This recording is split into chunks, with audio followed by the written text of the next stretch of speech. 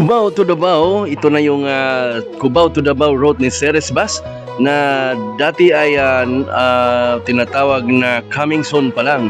Pero nagiging now showing, kitang-kita natin na nag-click itong biyahe na to sa ngayon. Ayun, via Western Nautical Highway pa rin sa mga nagtatanong na daan ng Iloilo, Negros hanggang Dipolog, hanggang Iligan, Cagayan, ayun, hanggang Bukidnon. So, sa bandang Alabang area, dadaan to ng Alabang pagka may nakapabook dyan na pasahero, no?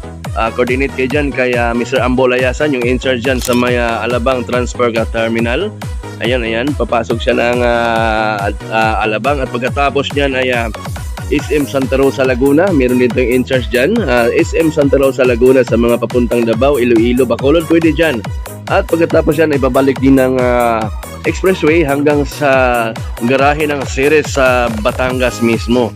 Ayan, garahe ng Ceres ay located at Diversion Road, South of Banaba, in between Honda Motors at saka Mitsubishi Motors. Yung patungkol naman sa rate ng pamasahe sa comment section na natin pag-usapan.